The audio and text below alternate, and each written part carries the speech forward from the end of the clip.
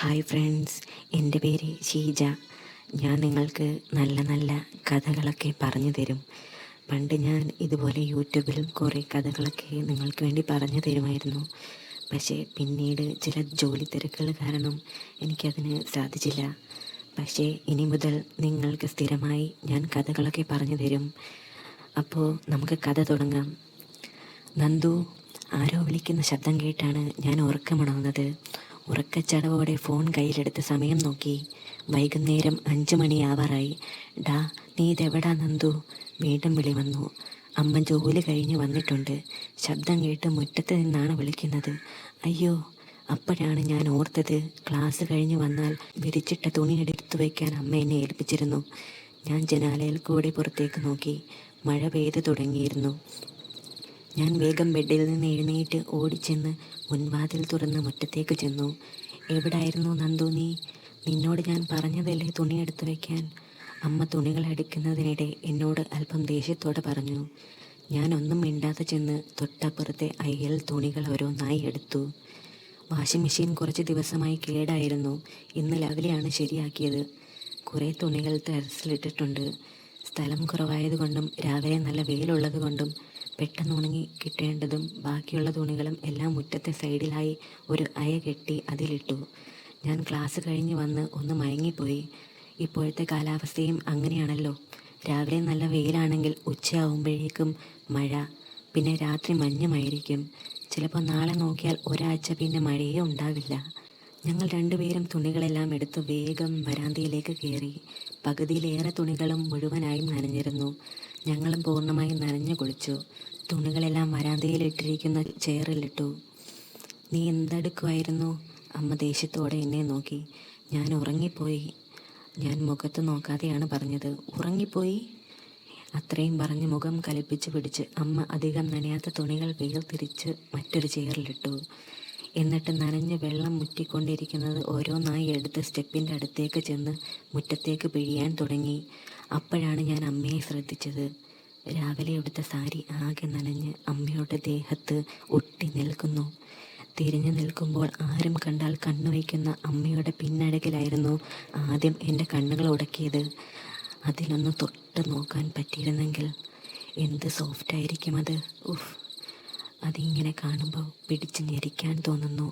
പിൻഭാഗം കണ്ട് കൊതി തീർന്നില്ലെങ്കിലും എൻ്റെ കണ്ണുകൾ മുകളിലേക്ക് ഇഴഞ്ഞു. മെലിഞ്ഞിട്ടാണെങ്കിലും അല്പം കൊഴുത്ത ശരീരമാണ് അമ്മയ്ക്ക്. നനഞ്ഞ് ചുരുണ്ടുകൂടി നിൽക്കുന്ന സാരി കുറച്ച് താഴ്ന്ന് അമ്മയുടെ ചെറുമടക്കുകൾ വീണ അരയുടെ പുറം ഭാഗം.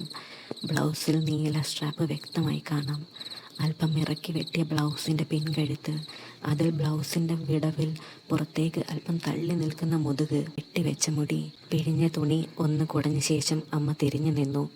കുടഞ്ഞപ്പോൾ അമ്മയുടെ പിൻഭാഗമടക്കം ദേഹം ആസകലം ഒന്ന് തുളമ്പി.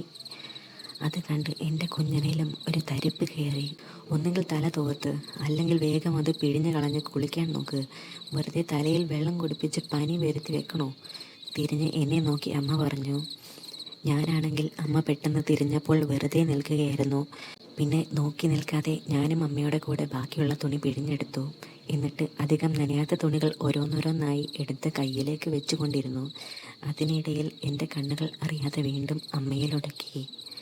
സാരിയുടെ തലപ്പ് അരിയിൽ കുത്തിവെച്ചിട്ടാണുള്ളത്. അമ്മയുടെ വെളുത്ത് ഒതുങ്ങിയ വയറും അതിൽ വലുതല്ലാത്ത എന്നാൽ തീരെ ചെറുതുമല്ലാത്ത പൊക്കിളും, സാരി അല്പം മാറി പകുതിയും പുറത്തായ നനഞ്ഞൊട്ടിയ ബ്ലൗസിൽ തെളിഞ്ഞു കാണാവുന്ന നീല കച്ചയ്ക്കുള്ളിൽ വിങ്ങി തെറിച്ചു നിൽക്കുന്ന മുഴുത്ത ചക്കകളും എല്ലാം ഇത്രയടുത്ത് ഇങ്ങനെ കണ്ടിട്ട് കുറച്ചു കാലമായി. ഇങ്ങനെ നോക്കിയാൽ കൺട്രോൾ പോയി ഞാൻ എന്തെങ്കിലും കാണിക്കുമോ എന്ന് പേടിച്ച് വേഗം ഞാൻ നോട്ടം അമ്മയുടെ മുഖത്തേക്ക് മാറ്റി. ആർക്കും കണ്ടാൽ ഒരിഷ്ടം തോന്നുന്ന നല്ല വട്ടമുഖമാണ് അമ്മയ്ക്ക്.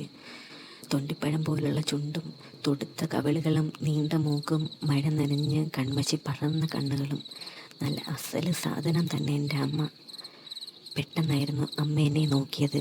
അമ്മയുടെ സൗന്ദര്യത്തിൽ മയങ്ങി പെട്ടെന്ന് നോട്ടം മാറ്റാൻ എനിക്ക് കഴിഞ്ഞില്ല. എന്നെ നോക്കിയ ശേഷം സ്വയം അമ്മയുടെ ദേഹത്തേക്ക് നോക്കി ചൂളിയ അമ്മ വേഗം അരയിൽ കുത്തിവെച്ച് സാരിത്തല പഴിച്ചു മാറ്റി എന്നെ ഒന്ന് കലിപ്പിച്ച് നോക്കി. ഇനി നിൽക്കുന്നത് എന്തത്ര പന്തിയല്ല എന്ന് തോന്നിയ ഞാൻ കയ്യിലുള്ള തുണികളുമായി മെല്ലെ അകത്തേക്ക് നടന്നു. നിക്ക്, അമ്മ പെട്ടെന്ന് എന്നെ പുറകിൽ നിന്ന് വിളിച്ചപ്പോൾ ഞാനൊന്ന് ഞെട്ടി. ഞാൻ പതിയെ പുറകിലേക്ക് നോക്കി. ഇത് നീ ടെറസിലേക്ക് എടുത്തു, ഞാൻ അങ്ങോട്ട് വരാം. ശരിക്കുണങ്ങാത്ത തുണികൾ അമ്മ എൻ്റെ നേരെ നീട്ടി. അത് കണ്ടപ്പോഴാണ് എനിക്ക് ആശ്വാസമായത്. ഞാൻ അമ്മയുടെ കയ്യിൽ നിന്ന് തുണികളും വാങ്ങി സ്റ്റെപ്പ് കയറി എൻ്റെ ഡ്രസ്സ് മുറിയിലെ ബെഡിൽ വെച്ച് ടെറസിലേക്ക് പോയി. ടെറസിലാണ് വാഷിംഗ് മെഷീൻ വെച്ചിരിക്കുന്നത്. അവിടെ തന്നെ അയയുമുണ്ട്. മേലെ അലൂമിനിയം ഷീറ്റ് വെൽഡ് ചെയ്തിട്ടുണ്ട്. പിന്നെ സൈഡിലൊക്കെ പഴയ സാധനങ്ങളെല്ലാം കൂട്ടിയിട്ടിട്ടുണ്ട്. ഞാൻ ഉണങ്ങാത്ത തുണികളെല്ലാം വാഷിംഗ് മെഷീൻ്റെ മുകളിൽ വെച്ച് അയയിൽ നിന്നും ഉണങ്ങിയ തുണി ഓരോന്നോരോന്നായി എടുക്കാൻ തുടങ്ങി. അതിൻ്റെ ഇടയിൽ അമ്മയുടെ കുറച്ച് അടിവസ്ത്രങ്ങൾ ഇട്ടിട്ടുണ്ടായിരുന്നു. ഉണങ്ങിയോ എന്ന് നോക്കുന്നതിനിടെ ഒരു കൗതുകത്തിന് ഞാൻ അതിലൊന്ന് മണത്ത് നോക്കി. നല്ല വാഷിംഗ് പൗഡറിൻ്റെ മണം, അല്ലാതെന്ത്.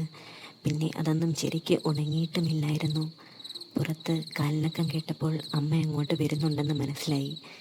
ഞാൻ അവിടെ നിന്ന് മാറി അപ്പുറത്തെ അയയിലെ തുണികൾ ഓരോന്ന് ഉണങ്ങിയോ എന്ന് നോക്കി കയ്യിലെടുത്ത് വെച്ചു. അമ്മ അവിടേക്ക് കയറി വന്നു. സാരി മാറി ഒരു നൈറ്റിയാണ് വേഷം. കയ്യിൽ അഴിച്ച സാരിയും പാവാടയും അടിവസ്ത്രങ്ങളും എല്ലാം ഉണ്ട്. വാഷിംഗ് മെഷീൻ്റെ മുകളിലെ തുണി മാറ്റി അടപ്പ് തുറന്ന് അമ്മ കൊണ്ടുവന്ന സാരിയും മറ്റും എടുത്ത് അതിലേക്ക് അലക്കാനായി ഇട്ടു. അപ്പൂ, നീ കുളിച്ചതാണോ? ഇല്ല അമ്മേ. എങ്കിൽ അതവിടെ വെച്ചേക്ക്, ഞാൻ ചെയ്തോളാം. നീ പോയി കുളിക്കും നോക്ക്.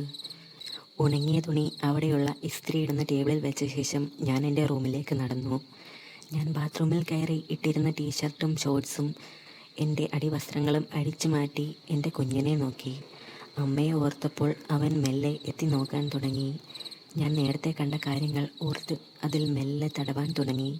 നന്ദു, നീ ഇട്ടിരിക്കുന്ന ഡ്രസ്സിങ് ഇതാ. പെട്ടെന്ന് അമ്മ ബാത്റൂമിൻ്റെ പുറത്തുനിന്ന് വിളിച്ചു പറഞ്ഞു.